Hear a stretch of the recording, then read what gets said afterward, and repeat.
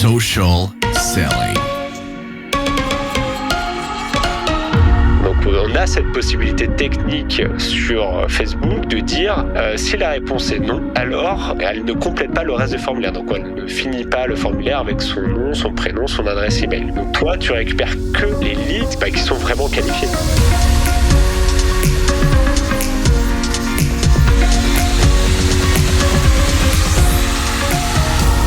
Bienvenue sur Social Selling, le podcast 100% Facebook Ads présenté par l'agence J7 Media. Mon nom est Antoine Dalmas et je ne suis pas tout seul pour cet épisode.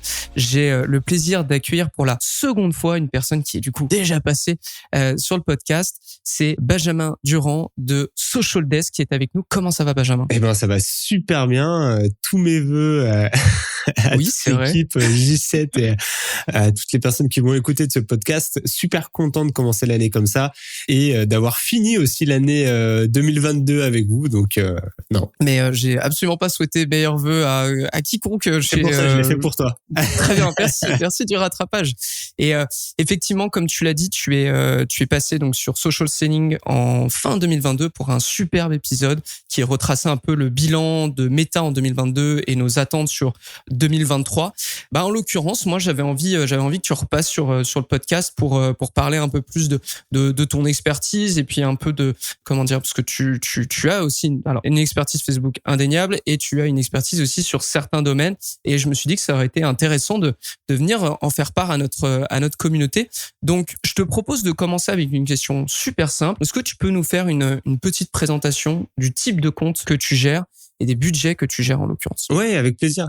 Nous, chez Social Desk, du coup, c'est une agence qu'on a lancée il y a 3 ans. On accompagne principalement des e-commerçants, des solopreneurs, donc plutôt des solopreneurs qui ont un business de formation en ligne, donc avec un gros besoin de lead gen justement et des tunnels d'acquisition qui sont plutôt bien faits avec un bon copywriting. Après, on a pas mal de boîtes B2B aussi qui ont là encore un gros besoin de génération de prospects avec des campagnes de lead gen, effectivement. On va accompagner des entreprises de toute taille, honnêtement. Ça va de la start-up au grand compte. On a par exemple des budgets qui vont commencer à 1 500 € de budget média par mois, donc ce qui est vraiment le minimum en tout cas pour démarrer, surtout via une agence, sinon on peut le faire directement soi-même, jusqu'à plus de 200 000 € de budget média par mois, donc vraiment on a des grands écarts.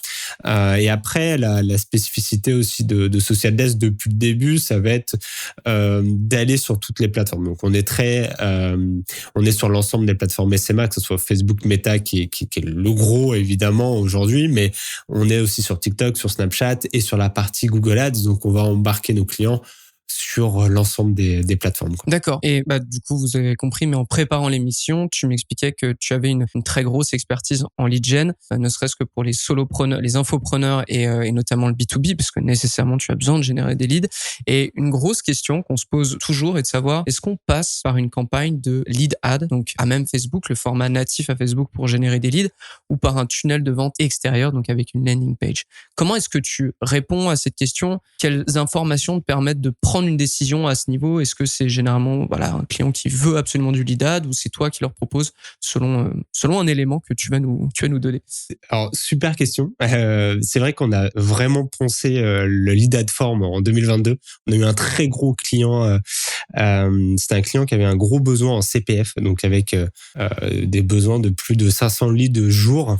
D'accord. Donc on avait vraiment sur Facebook, donc c'était vraiment l'objectif sur Facebook. Donc on avait un gros besoin à ce niveau-là, et finalement le besoin client souvent c'est je veux des leads. Donc c'est le résultat.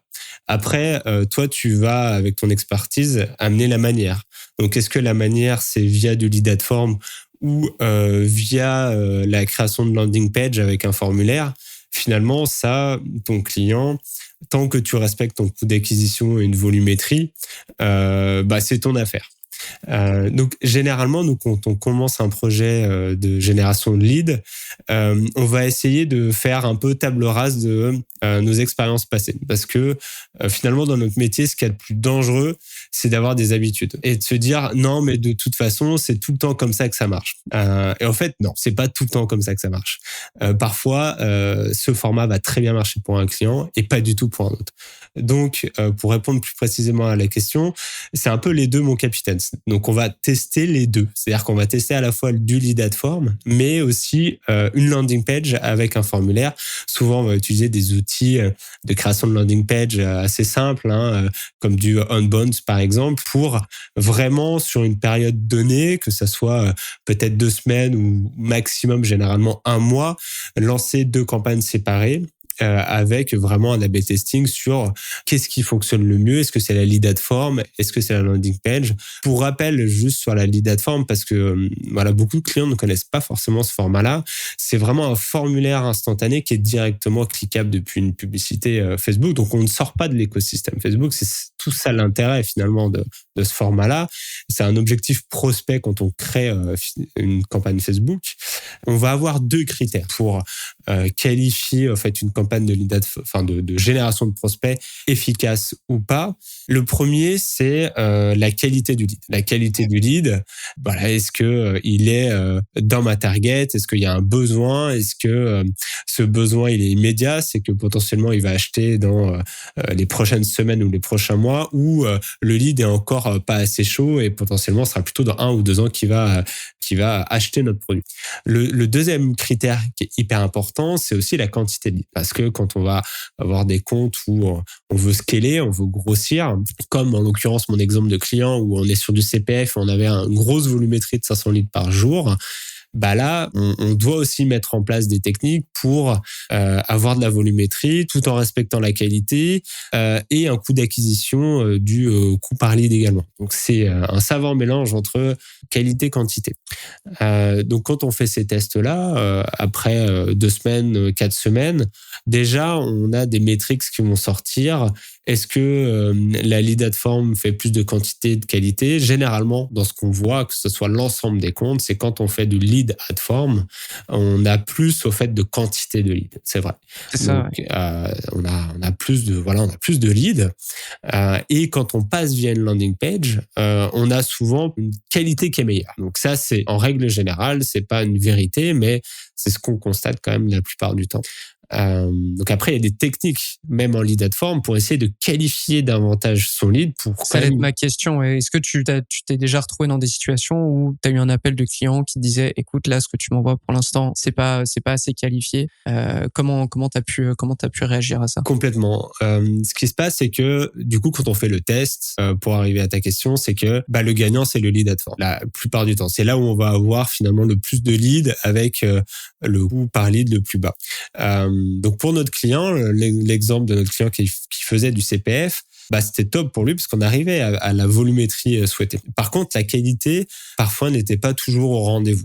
Donc, en fait, on a lancé une campagne, plutôt même 3 campagnes en A/B testing, où sur chaque campagne, on avait 300 € de budget par jour sur chaque campagne, donc un budget assez conséquent parce qu'on voulait vraiment avoir tout de suite en fait des metrics pour nous guider sur les prochaines actions. Et en fait, ce qu'on a fait, c'est que sur ces 3 campagnes, on a créé 3 campagnes très similaires, même audience, même créa. Ce qu'on voulait tester finalement, c'était plutôt le formulaire instantané qu'on allait. T'as isolé la variable. On a vraiment isolé une variable qui était le formulaire. Et l'idée, c'était que sur la première campagne, on va dire, c'était un formulaire très classique. Donc, on demandait le moins d'informations possible. Donc, ça va être le nom, l'adresse mail, le code postal, en l'occurrence, sur cette campagne-là. Et c'est tout. Donc, on n'avait pas plus, finalement, d'informations sur l'utilisateur. Là, on avait des coûts par lead qui étaient aux alentours de 4 €. D'accord? Donc, pour notre business, en tout cas, c'était très, très bien. On était vraiment même en dessous de l'objectif de notre client. Donc, ça, c'est super.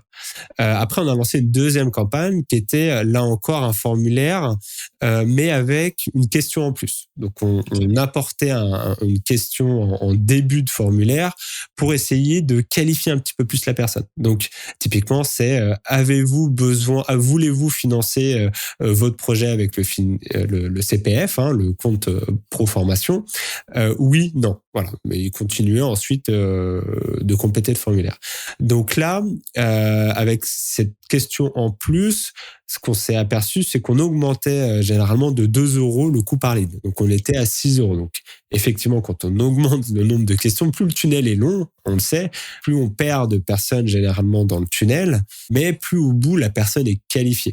Donc ça, effectivement, c'était pas étonnant que le coût par lead monte. Et la troisième campagne qu'on a lancée, c'est toujours un formulaire, sauf que cette fois, on avait 2 questions. C'est-à-dire que la première question, c'était souhaitez-vous financer votre formation avec le CPF? Oui, non. Sauf que là, cette fois-ci, si la personne mettait non, on coupait net au fait le formulaire. Donc on a cette possibilité technique sur Facebook de dire si la réponse est non, alors elle ne complète pas le reste du formulaire. Donc elle ne finit pas le formulaire avec son nom, son prénom, son adresse email.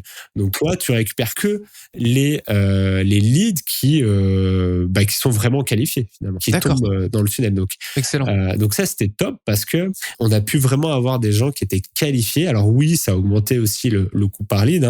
Sous cette troisième campagne, on était à 7 euros le coût par lead. Mais quand on a fait le calcul ensuite avec les sales qui avaient les personnes au téléphone derrière, finalement, ils arrivaient à avoir un meilleur taux de conversion avec les personnes qui, justement, étaient dans cette troisième campagne avec un formulaire un peu plus poussé où on stoppait les gens qui ne souhaitaient pas financer leur formation avec le CPF. Donc ça, vraiment, c'était un super use case et on a vraiment vu la différence en termes de qualité de lead. Ils se sont vraiment bougés chez Meta pour le format lead ad parce que cet outil, cette fonctionnalité, ça n'existait pas.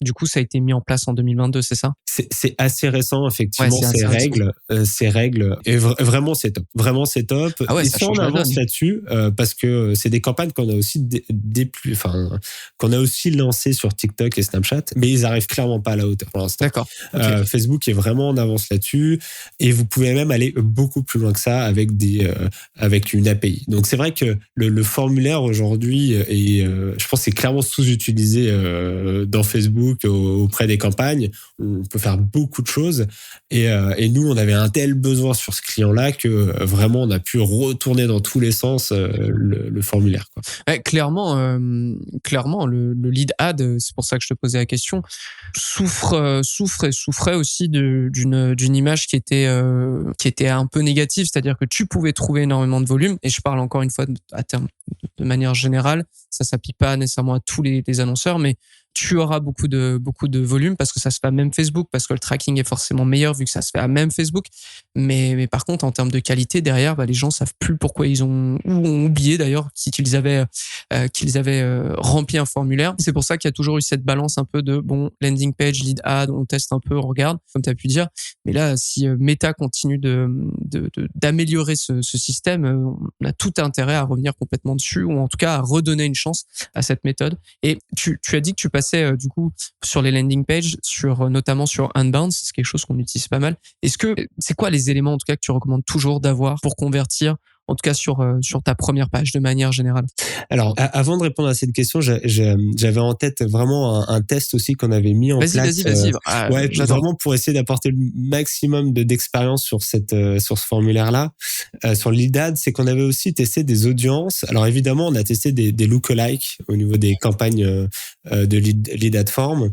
Donc on faisait un lookalike sur les personnes qui avaient vraiment signé, quoi. Donc tous les leads qui avaient signé. Donc ça, c'est un use case qui fonctionne bien un peu partout. Globalement, c'est pas spécifique au lead ad.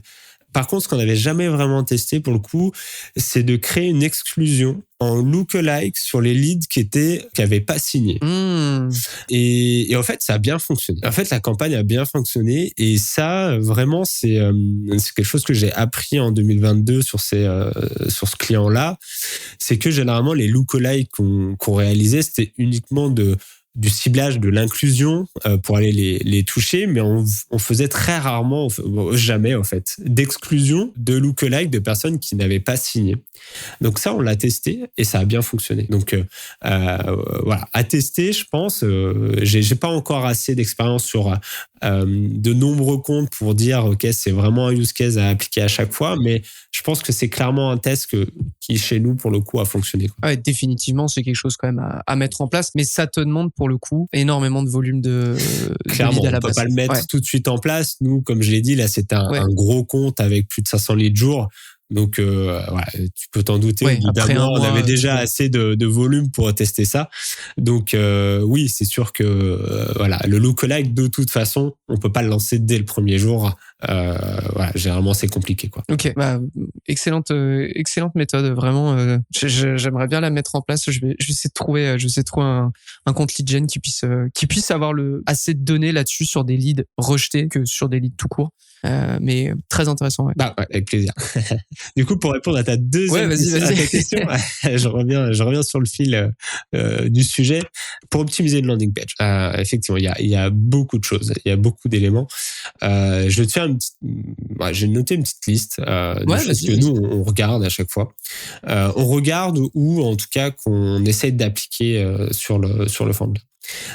Généralement, ce qu'on a constaté aussi, c'est quand il y a une vidéo démo sur cette landing page, ça fonctionne bien. Donc, un format vidéo, on sait que ça attire beaucoup aujourd'hui, mais une belle vidéo bien faite, qu'on soit une formation, un produit à vendre physique ou même du service, en fait, dans tous les cas, ça peut s'appliquer.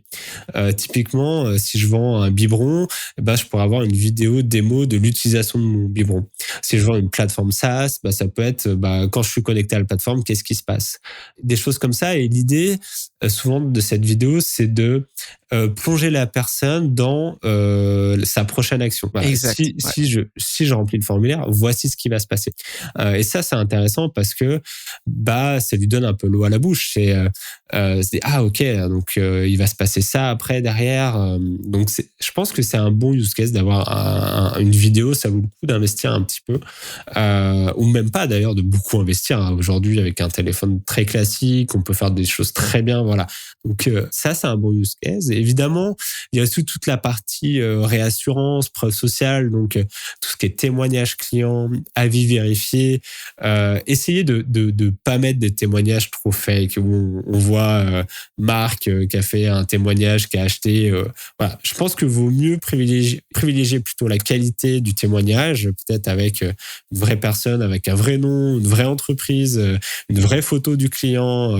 Avec des fautes dans le témoignage aussi, parce que ça arrive. Voilà. Ouais. Enfin, vaut mieux, je pense, privilégier l'authenticité. Aujourd'hui, c'est trop vu et revu. Maintenant, les gens commencent à être assez alertes au fait de tout ça. Donc, privilégier quand même des contenus qui sont le plus authentiques et des témoignages qui sont vrais. Après, nous, ce qu'on aime bien mettre, c'est des chiffres. Voilà, dire avec ça, tu vas pouvoir augmenter de 20% ta productivité. Avec ce biberon, il y a pas de plastique dans ce biberon. Donc soit des chiffres ou soit vraiment des éléments très forts en fait du produit. Ça, faut vraiment les mettre en avant le plus haut possible finalement dans la page. Après, c'est un bon copywriting. C'est vrai que on voit des pages de vente parfois il n'y a pas de règles en termes de taille de page de vente. On voit des pages de vente très très longues avec beaucoup de copywriting, beaucoup de texte. On se dit mais ça marche pas, mais en fait si, ça marche. Et au contraire, on voit des pages qui sont plus petites, beaucoup plus rapides en termes de lecture. Donc c'est vrai qu'il n'y a pas de règle, je trouve, en termes de taille de page. Ça va vraiment dépendre de ce qu'on vend et de quelle étape, au fait, à quelle étape on se situe au niveau de notre prospect. Est-ce que c'est déjà des gens qu'on connaît pas, etc. Donc ça, voilà, le copywriting, c'est évidemment une chose qui est hyper importante. Ce qu'on recommande aussi, c'est d'avoir une action par page. Donc souvent, la page d'accueil, finalement, de notre site internet, c'est pas la page qui va le mieux convertir sur une campagne de prospection.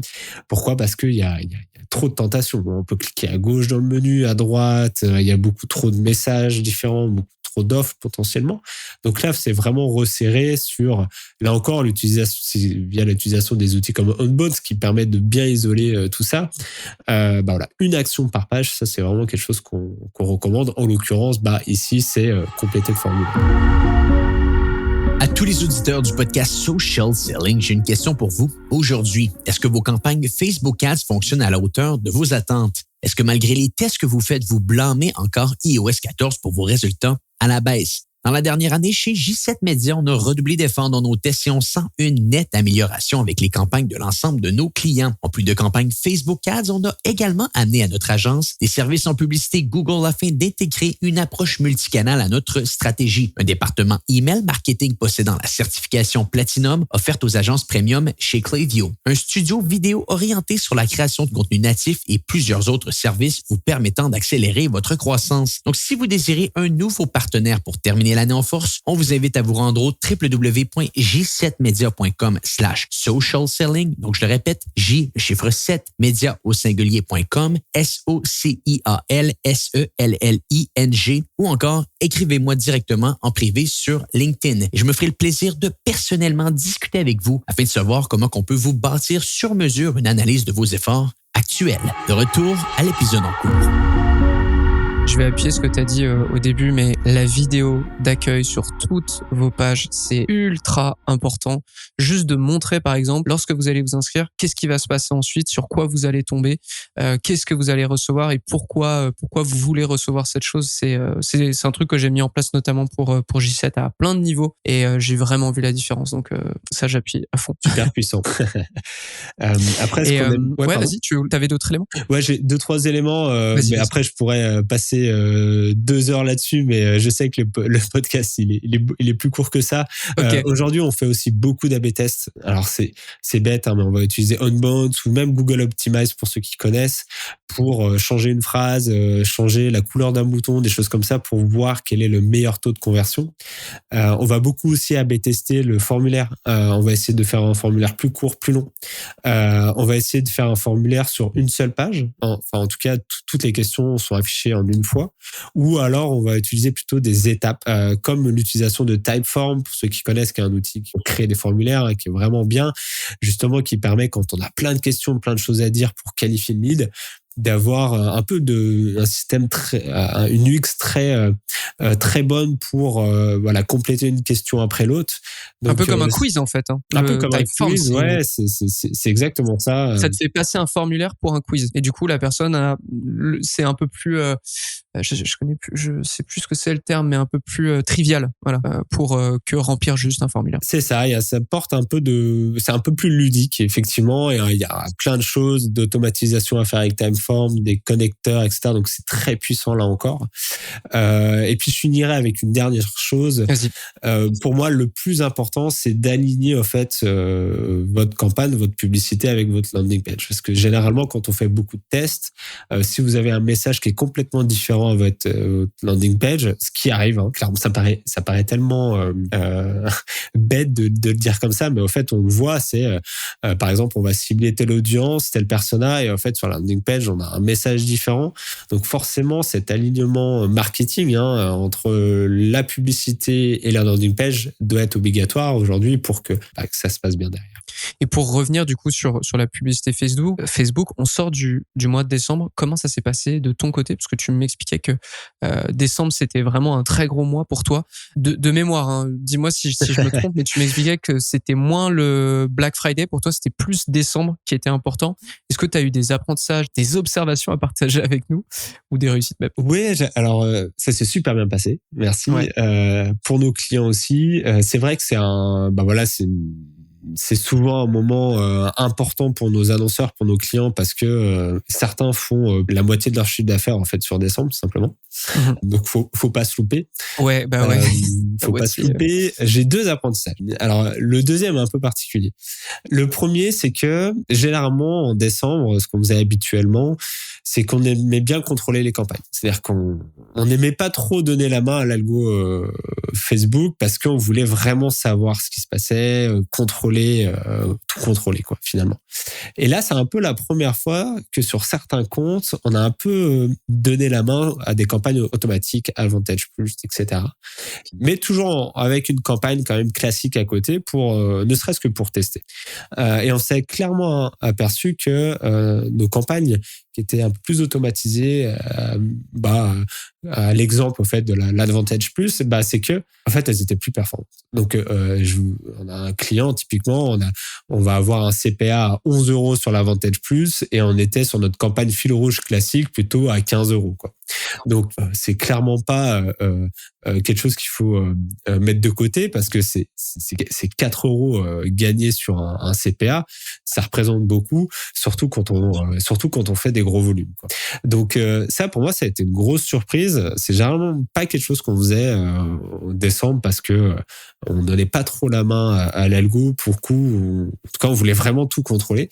Mais en fait ça résume quand même bien l'année 2022.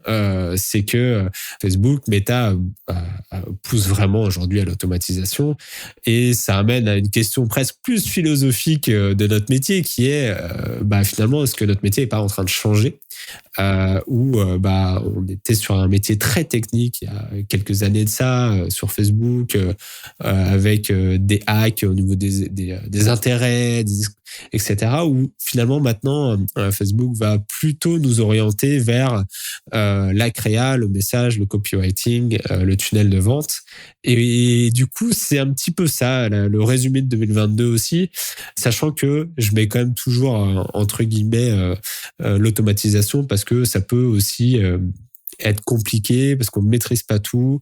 Donc voilà, mais en tout cas, je trouve que ça a bien résumé décembre ce qu'on a pu constater en 2022, c'est-à-dire l'automatisation de la plupart des campagnes, quoi. Et c'est intéressant ce que tu dis parce que, alors en l'occurrence, nous, les Advantage Plus, c'est certain, on a commencé à l'appliquer à pas mal de comptes et on a observé un truc, c'est que si ton compte fonctionne bien de manière générale ou si tu avais des éléments qui fonctionnaient bien de manière générale et qui commencent à péricliter, le Advantage Plus va être un réel avantage pour soit scaler, soit augmenter une situation qui est profitable, soit relancer des éléments qui sont profitables. Maintenant, si t'as pas de bons éléments, si t'as une offre qui est pas terrible, en tout cas qui n'a pas fait ses preuves, si t'as des pubs qui n'ont pas fait leurs preuves, c'est absolument pas quelque chose que je recommande en soi. Parce que tu risques d'être déçu. En fait, c'est pas non plus la petite campagne magique, mais définitivement par rapport à ta question philosophique, est-ce que notre métier est en train de changer? Je pense que Meta te facilite dès le moment que tu as de très bons résultats, dès le moment que tu as de très bons éléments, mais ça reste à toi quand même de les tester avec des campagnes en ABO, avec des itérations. Par exemple, je teste 10 titres avec un seul visuel, etc., etc. Mais définitivement, il y a une partie de fil rouge entre guillemets fil rouge comme tu as dit, qui peut être automatisé et facilité via des Advantage Plus ou via des dynamic creative ou des catalogues sales ou DPA comme on les appelait avant. Complètement, hein. Ça enlève pas du tout notre travail quotidien sur la structure, sur la stratégie de budget, est-ce qu'il faut le mettre en IBO, CBO, etc. Et encore moins sur des jeunes comptes où justement on va vraiment aller chercher des réponses. Et de quoi qu'il arrive, je pense que c'est toujours des campagnes en parallèle qui voilà. Nous on n'a pas stoppé les autres, hein, c'est vraiment des campagnes en plus qu'on a lancées, quoi. Peut-être le deuxième élément du coup de décembre, c'est plutôt l'après-décembre. Alors là on est vraiment tout début janvier et en fait, certains clients e-commerce explosent en fait tout début janvier. Donc après les fêtes, donc vraiment après Noël, jour de l'an. Et là, j'ai l'exemple d'un jeune e-commerce qui vend des produits pour bébés, enfin pour les mamans. Et clairement qui fait mieux que décembre début janvier, quoi. Donc peut-être parce qu'il y a moins d'annonceurs. Enfin c'est pas peut-être, c'est que il y a je pense clairement aussi, moins d'annonceurs. Ah ouais. Donc en fait il y a souvent ce côté-là où on se dit faut tout donner en décembre et puis en janvier on se repose. Mais finalement c'est peut-être en janvier qu'il y a des choses à faire parce que il y a moins de concurrence. Peut-être que les CPM sont plus bas, les CPC sont plus bas et peut-être aussi que certains ont fait un peu le plein de budget pendant Noël et jour de l'an, les clients, parce qu'ils ont eu de l'argent, je sais pas, ils ont vendu des choses et finalement ils se font plaisir en janvier. Donc ça c'est plutôt aussi ma surprise de décembre, mais qui est plutôt début janvier sur le côté attention, c'est pas fini, il y a plein d'opportunités encore à faire en début de mois. Là, en tout cas, là, ça se constate chez certains de nos clients, quoi. Ouais, totalement. C'est cyclique, hein. Tout le monde relâche la pression et en fait, celui qui s'est gardé un bon budget peut revenir sur la plateforme, avoir un CPM qui est beaucoup plus faible et avoir un grand boulevard pour lui. C'est janvier, je dirais que c'est vraiment l'endroit, le moment pour tester ou en tout cas remettre des offres super agressives parce que votre retour sur investissement n'en sera que plus important. Je te propose de revenir sur quelques questions très précises à propos de la publicité Facebook. Quand tu as un compte qui te pose problème, comment t'évalues les actions à mettre en place pour y remédier? Est-ce que tu as un exemple d'ailleurs là-dessus? Alors oui, je peux te donner 2 exemples et plus globalement, je peux te donner un peu notre méthode. D'accord. Une méthode que tu connais bien puisque en fait on repart souvent de la base. Et quand on repart de la base, vous l'avez cité plusieurs fois, on repart un peu de la méthode Pacto. Donc de se dire quels sont les piliers au fait de ma campagne qui font que elle va être réussite ou pas. Donc pour rappel, généralement ce qu'on regarde au tout premier lieu, ça va être l'offre. Est-ce que l'offre elle est bonne? Est-ce qu'elle est irrésistible? Est-ce que elle correspond en fait aujourd'hui au marché? C'est souvent l'élément le plus dur à modifier, mais c'est aussi l'élément le plus important parce que globalement notre métier c'est pas de la magie, c'est surtout de vendre quelque chose qui se vend, qui a une bonne offre, d'accord? Donc nous on va juste présenter cette offre-là au bon marché.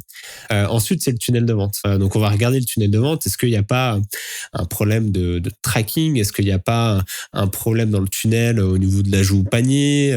Est-ce qu'il manque pas justement tout ce qu'on a cité auparavant sur la landing page, des éléments de réassurance ou pas?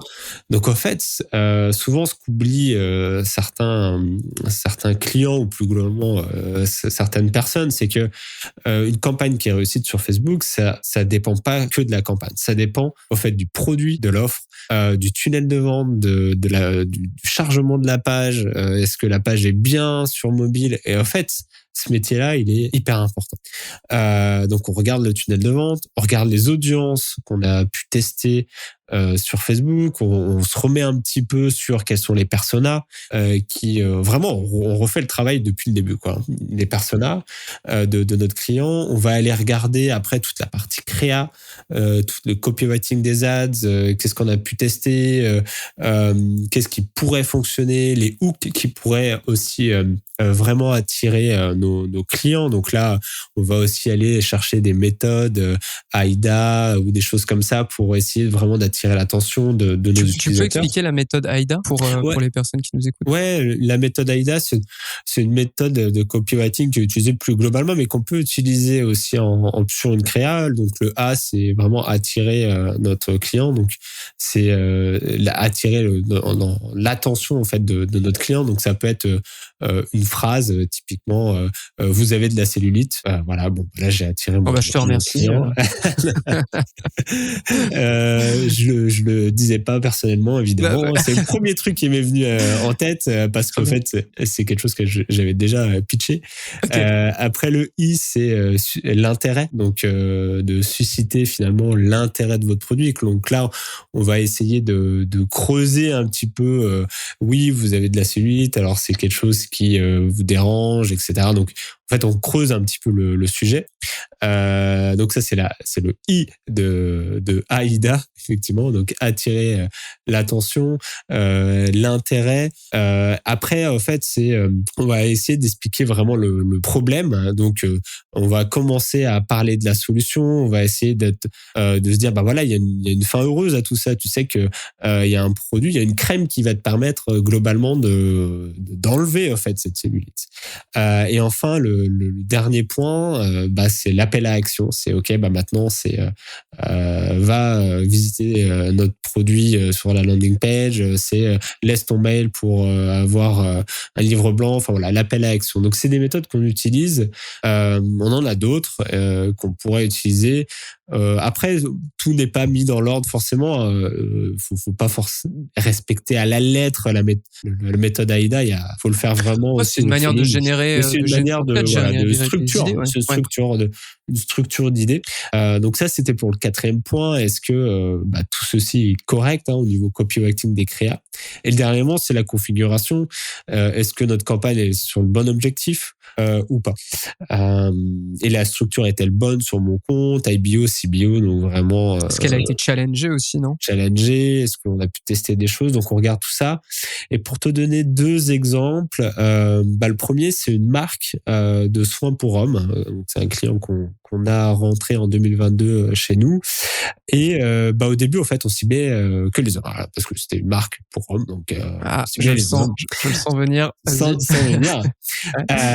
On avait quand même des bons résultats, mais on cherchait de la croissance en fait. On cherchait plutôt d'aller chercher la croissance. En fait, on s'est rendu compte que ceux qui achètent des produits pour hommes, c'est souvent les femmes. C'est souvent les femmes qui achètent des produits pour leurs hommes. Donc là, en l'occurrence, on a vraiment créé une campagne pour les femmes. Donc, créé une campagne pour les femmes pour des produits pour hommes. Donc c'est vrai que le copywriting doit être adapté. C'est pas le même message, etc. Mais en tout cas, c'est quelque chose qu'on a pu tester. Alors la campagne n'était pas dans le compte était bien. On était plutôt dans une recherche au fait de croissance finalement, plus qu'une problématique de compte qui marche pas du tout. Et finalement, en allant tester une nouvelle audience qu'on n'aurait pas forcément de base pu tester. Enfin, c'est pas la première chose qui nous vient à l'esprit parce que un produit pour hommes, on va cibler les hommes, ça paraît logique. Mais voilà, le test d'aller cibler les femmes pour des produits pour hommes, ça fonctionnait. Et le deuxième exemple que je pourrais donner, c'est plutôt au niveau du choix de l'événement, de la configuration d'une campagne. Typiquement, on a aussi eu un projet en 2022 qui était une application pour en fait réduire sa consommation d'énergie. Donc une application mobile. Et en fait, l'objectif de cette campagne qu'on avait paramétré, c'était vraiment un objectif de download de l'app, d'accord, de l'application mobile. Et finalement, on s'est aperçu que oui, il y avait du download, mais que l'objectif réel dans l'application, c'était que les gens connectent leur compteur Linky dans l'application, donc leur compteur électrique pour mesurer finalement s'ils réalisaient des économies ou pas. Et quand on configurait la campagne avec un événement download, on n'avait pas beaucoup en fait de personnes qui connectaient leur compteur Linky. Donc en fait, on a juste descendu notre événement dans la campagne. Donc on a changé notre campagne avec un événement connectez votre compteur Linky. On a créé un événement spécifique et là en fait on a eu vraiment des meilleurs résultats. Donc c'est des choses typiquement qui soit une test d'audience, soit là encore plutôt de la configuration peut vraiment faire changer l'efficacité de votre campagne ou vous permettre en fait de créer de la croissance tout simplement. Ouais, totalement. Ton premier exemple me ramène à un mois de décembre, il y a je pense 2 ans, où on se triturait le cerveau avec un client parce que on estimait que les ventes, il n'y en avait pas assez. Et en fait, on a regardé les 100 derniers achats à la main de ce client et c'était sur Internet et on observait que, alors on pensait que les hommes achetaient et en fait, on a fait les 100 achats comme ça, on a vu que c'était que des prénoms féminins et on s'est dit, ok, donc là, on est complètement passé à côté. On va tout de suite changer et effectivement, on a eu des résultats qui sont, qui étaient mieux et qui étaient plus en volume. Donc, je vois exactement de quoi tu parles. C'est pour ça que je l'ai annoncé un peu d'avance. Mais voilà, c'est des petits trucs qui sortent un peu aussi de Facebook. Ça, c'est des petites découvertes où c'est important aussi, je pense, quand tu es une agence, d'avoir accès au back-end de ton client, à savoir son site, parce qu'il y a plein d'infos que Facebook en soi ne va pas te donner. Il va te donner le taux de clic, tout ça, mais par exemple, qui achète, qu'est-ce qu'ils achètent la première fois, et ensuite quand ils reviennent, tout ça peut te permettre aussi de faire des offres. C'est super important. Je te propose de passer à la dernière question. Là, tu peux lâcher les rênes, mais c'est un peu, en fait, c'est quoi les erreurs que tu retrouves le plus souvent quand tu arrives sur un nouveau compte? Et si tu as un cri du cœur à faire passer, c'est le moment. Non, mais ça c'est super question. Honnêtement, c'est souvent les mêmes choses. Nous, ce qu'on voit, c'est qu'il y a très peu de structure, en fait. Quand on arrive sur un compte, la structure, c'est quoi? C'est comment sont orchestrées tes différentes campagnes. Elles peuvent être de manière très indépendante, donc pas du tout être corrélées ensemble. Mais quand on a une structuration bien établie, ce qu'on appelle TOFU, MOFU, BOFU, donc top of the funnel, bottom of the funnel et middle of the funnel, en fait, on essaie vraiment de créer une stratégie de structure où on va peut-être aller cibler des gens en top of the funnel avec une vidéo, retoucher ces personnes-là en middle of the funnel avec les personnes qui ont vu cette vidéo à hauteur de 75%, avant de les rediriger peut-être vers un produit ou une offre. Donc, et puis notre campagne de retargeting qui va retoucher des personnes qui ont oublié un panier, des choses comme ça. Donc c'est vrai que je pense que les personnes qui ne sont pas forcément du métier comme nous au quotidien, c'est notre job, n'ont pas forcément cette logique de structuration. Donc ça, c'est clairement la première erreur qu'on va voir sur plutôt des petits comptes, c'est-à-dire alors soit des petits comptes quand il n'y a pas forcément d'agence qui est passée avant. Donc ça, c'est vraiment une erreur qu'on voit régulièrement. Le deuxième qu'on voit, c'est les tests. Il n'y a pas de test. C'est je mets all-in sur une campagne, une audience, une créa. Donc ça, c'est quelque chose que j'ai vu régulièrement aussi. Alors pourquoi pas, ça peut fonctionner en fil rouge quand on a fait 10 000 tests et qu'on voit que c'est cette audience, cette pub qui fonctionne. Néanmoins, je vois très bien qu'il n'y a pas d'autres audiences testées ou pas d'autres publicités. Et au fait, là, on a on a plus de chances de gagner au loto si on fait pas de test finalement.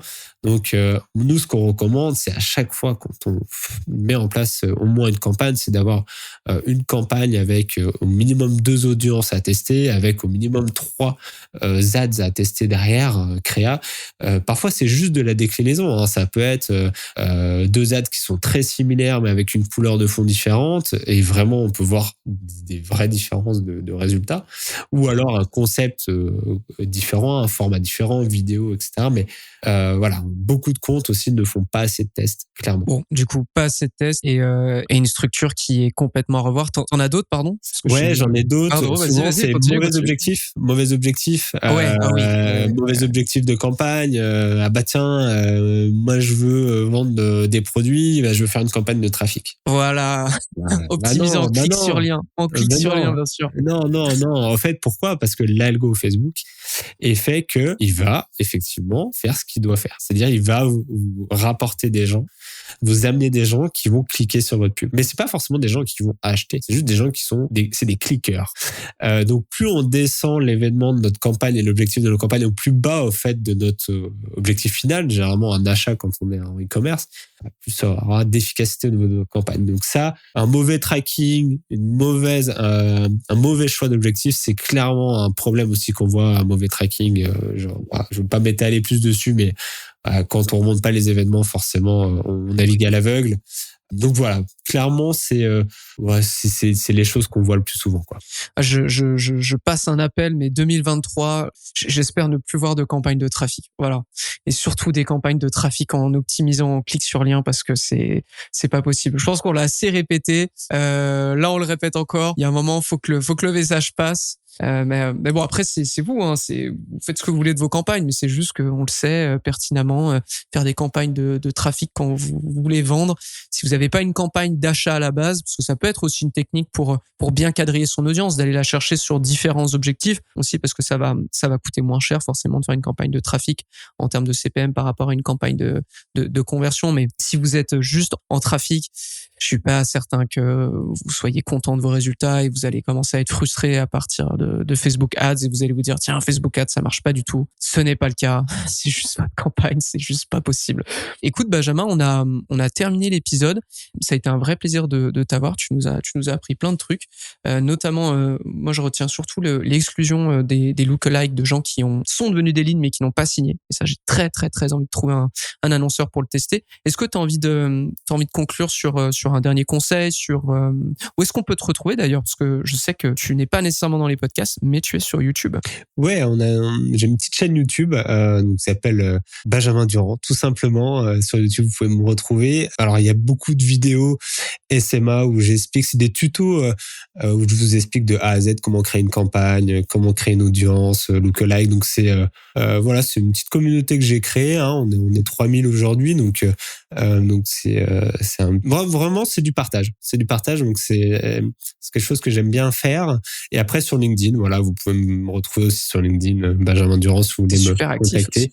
Ouais. Donc voilà, on essaye de partager un maximum de choses, un petit peu comme dans ce podcast où on donne nos trucs et astuces. C'est comme ça qu'on progresse tous ensemble, quoi. Eh ben, écoute, c'est parfait. Je mettrai le lien de ton YouTube et de ton LinkedIn sur les notes de l'émission. Je te remercie à nouveau d'avoir été avec nous et je remercie toutes les personnes qui ont écouté l'épisode d'avoir été avec nous. Si social selling, ça vous plaît, si vous avez envie d'en savoir plus, etc., n'hésitez pas à venir me faire des retours sur LinkedIn. N'hésitez pas non plus à mettre des petits commentaires, des petites notes sur Apple Podcast notamment. C'est tout pour aujourd'hui et quant à moi, je vous donne rendez-vous au prochain épisode de Social Selling. À très vite. suite. Social selling. Social selling.